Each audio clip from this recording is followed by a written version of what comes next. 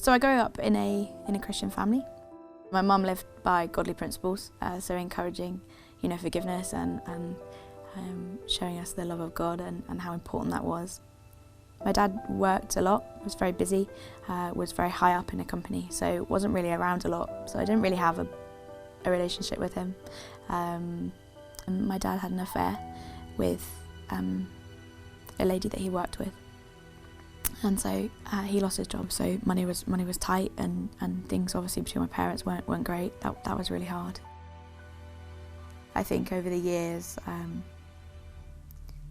it kind of got added to by different things that happened, and I was abused by a family member and witnessed lots of different things happen, and I think that added to that. That definitely added to that pain. Something that you're not meant to carry. Things I shouldn't have seen and shouldn't have witnessed or been part of what had happened. I think that's how it kind of all started, and it sort of just came out in my health. I just kind of shut down, a bit like a computer. Just thought, oh no more. It just went from one thing to another to another to another. I had shingles first, actually, and then I had a bit later on. I got really awful tonsillitis and then glandular fever, and then my glandular fever didn't ever really get better, and I it developed into ME. It was almost how I was carrying it all. I couldn't get out of bed, I couldn't lift. My mum had to wash my hair because I couldn't, this movement from here to there to wash my hair, I just couldn't do. I couldn't get downstairs, so I'd wake up in the morning and she'd sort of help me down the stairs to the sofa, and I'd spend the day there and then go back up. It was tough, it was horrible. It was really, felt very low, very, very low. Just such awful pain. I just used to feel it, like this knot of horrible, evil yuck.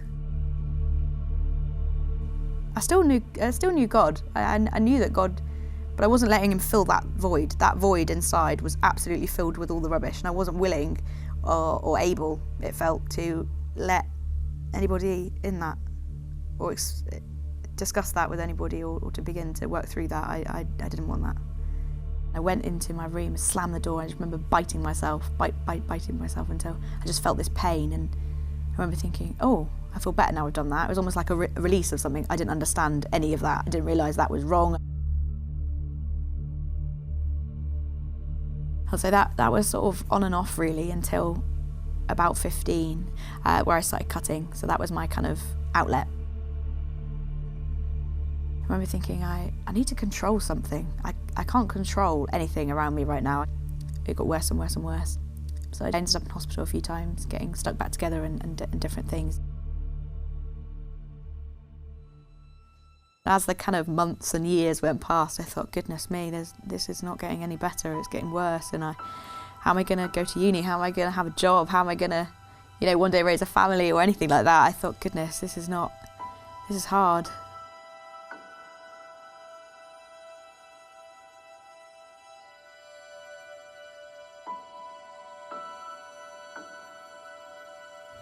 When I started Moorlands College, studying applied theology, I came very broken.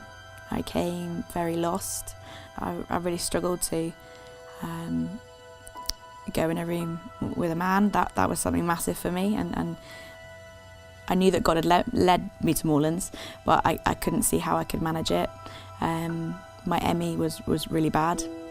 So I was wondering how on earth I was going to manage a degree as well as having ME, which is, makes you very, very tired. And I thought, gosh, I really have got some stuff I need to address here. And it was almost like it was a safe place to study, but also for God to address some stuff while I was there.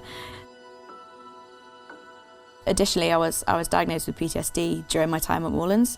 So my second year was a tricky one where I had to juggle second year as well as treatment for PTSD. I remember when they gave me the diagnosis, I thought, well, I'm not a soldier, I haven't been to war, I've not been fighting.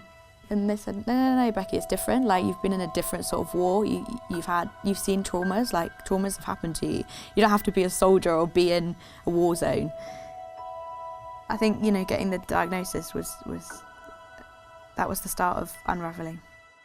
I got some incredible treatment from a lady. It was sort of trauma-based CBT, and it was incredible. God worked through it though. I absolutely know that God can heal instantly, but for me, my healing took place over a longer period of time and through other people, so through doctors and nurses and psychiatrists and things that were able to help. And as I was reliving certain stuff, I was like, I see God in that. I see where he was when I was, watching this awful thing happen, and I was praying, God, please protect us or whatever, and he did. And just by going back to it, I could see what he'd done. It was almost like I sort of took his hand and he said, come on, Bex, like, we're going to do this together. You're not doing it just with this lady. I'm going to do it with you. And oh my word, the whole way through, I knew he was there.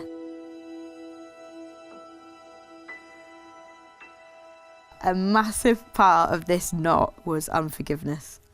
I didn't want to forgive people who had caused me such pain, who'd put that there in the first place. My arms and my tummy and my legs are covered in scars, and I'm ugly, I'm this, and you're to blame for that. And I just had this anger and this unforgiveness towards different people. And I remember talking with Colin at Moorlands. I remember him saying, Bex, like, forgiveness doesn't mean that it's okay what they did. Like, what they did is never okay. But it means that you release them and you can walk free. I realised how poisonous it was. So poisonous. But I thought, goodness, if it means that I can get rid of some of this, then I am absolutely up for it. And it affects every part of you. It affects my physical health, with the ME, but it affects your mental health, it affects everything.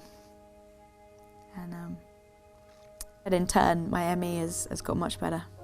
Much, much better. I've really changed since when I first started. I'm a very different person when I first began at Moorlands.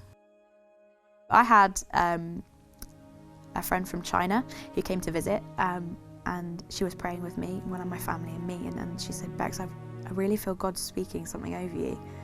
And I said, oh, okay. And she said, I really believe that you're going to be a midwife of souls. At the time, I remember thinking, okay, that's lovely. Well, I'd like to actually be a physical midwife, but you just carry on with that thought. And then a lady from my church actually was praying with me, and she was praying, and she said, Bex, like, I just really feel that God wants to speak something over you. I said, okay. I really feel that you're going to be a midwife of souls. And I was like, sorry? And then she said, yeah, I really feel that you're going to stand alongside people in their pain, and that you're going to be there birthing new life.